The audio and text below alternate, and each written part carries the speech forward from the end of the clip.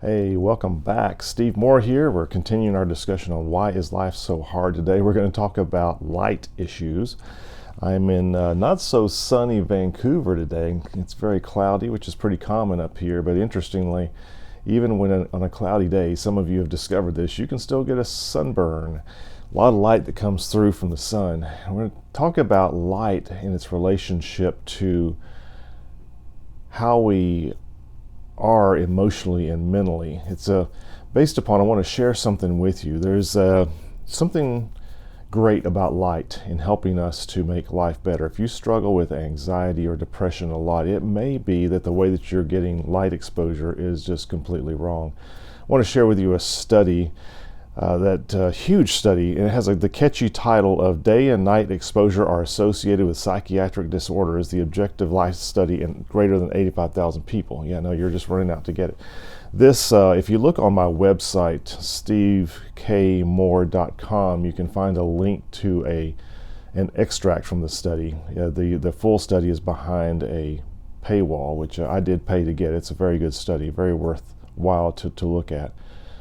Also, on my website, there is a link to the Huberman Lab podcast, which is a fantastic podcast by Dr. Andrew Huberman, and he has a discussion at that link about this study. It's actually a 2-hour podcast. The first hour roughly is about the light study, where he's talking with another doctor about the significance of this study. And if you want to, just flip over to my website, stevekmoore.com, and then look for this episode 3 on why is life so hard. You'll find the link there and you can read some of that study.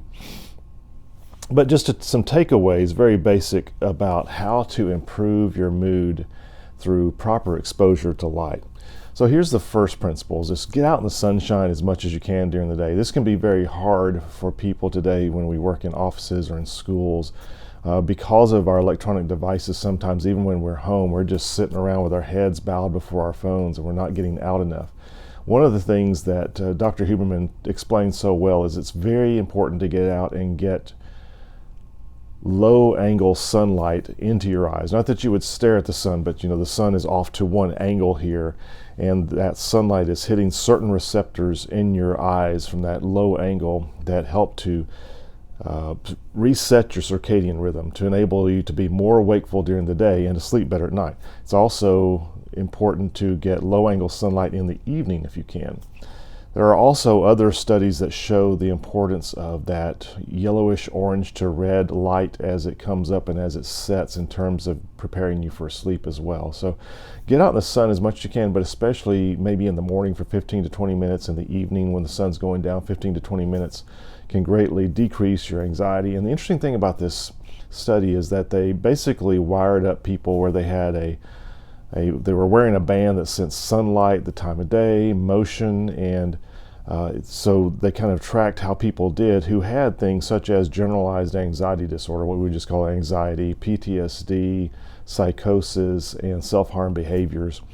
And once again, here's kind of the big picture that they discovered from that, is that the more people get daylight exposure during what we would call the waking hours, during from sun up to sundown, and then a little bit more. If you get more sun exposure, but especially that early morning, late evening sun exposure, and very little bright light exposure, white light exposure during the evening hours, have far better health outcomes in all of those areas. They have decreased anxiety, decreased bipolar, decreased psychosis, decreased self-harm behaviors.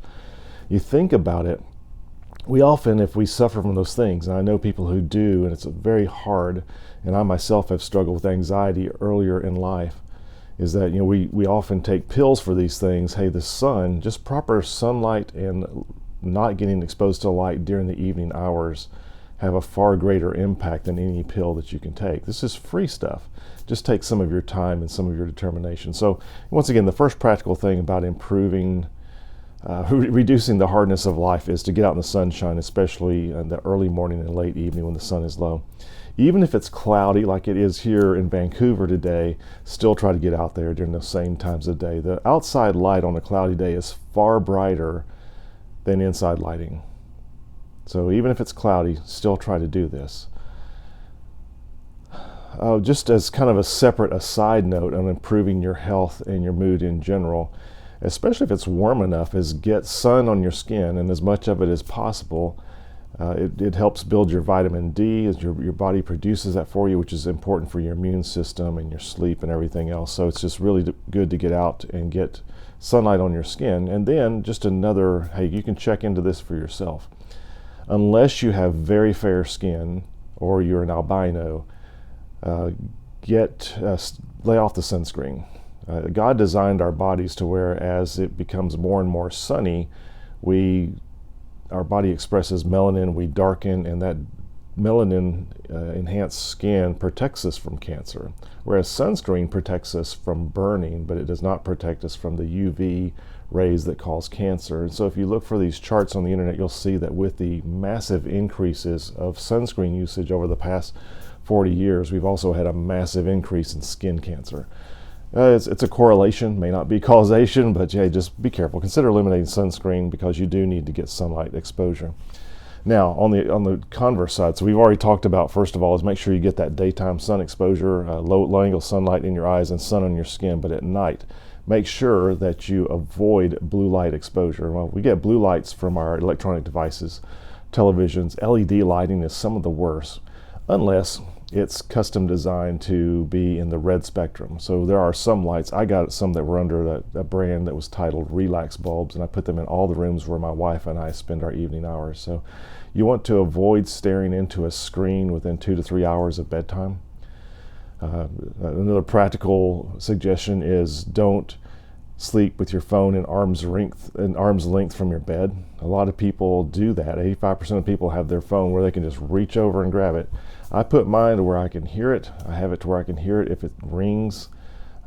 Silence all notifications. But here's the thing: you don't need to be pulling that thing out and flooding your face with blue light, because that activates wakefulness chemicals in your brain. Never use your phone while you're in the bed. Use your bed for sleeping, and if you're married, for making love. But hey, let's just keep the phone out of the bed. So here's just the big picture: is that light is what I call the first creation rhythm. It's in the beginning. This is from Genesis 1, 2 through 5. This is what it says.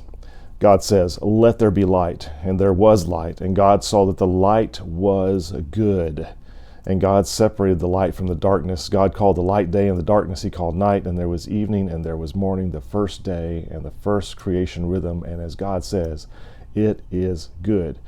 I get excited about this study because in working with people who are taking drugs for anxiety or other conditions, when you see just the powerful impact that just getting outside certain times of day can have on improving your mood, reducing anxiety, reducing PTSD and bipolar symptoms and psychosis symptoms, wow. There's no bad side effect of this other than if you get too much sun on your skin, you get a sunburn or get skin cancer. So anyway, probably one of the good side effects of getting outside more is that you're also getting more active. You're getting outside and moving around, maybe getting outside with others. You'll be embracing some of the other creation rhythms. Anyway, that's it for today. If you are struggling with any of those things, but especially anxiety is so common, one of the best things you can do is to correct your light exposure. See the article at stevekmoore.com. Also check out from those links on the episode 3. The Huberman Lab podcast is fantastic. Once again, if you don't have my book yet, Superhero, Being Who God Says You Are, you might want to get that. It's got some more details on how to improve your mood and your life and your health so that you can serve God better. Or if you're struggling with fear, my latest book, Free Fall, God's Path to Courage and Boldness. That's it for today. Let's do this. Bye-bye.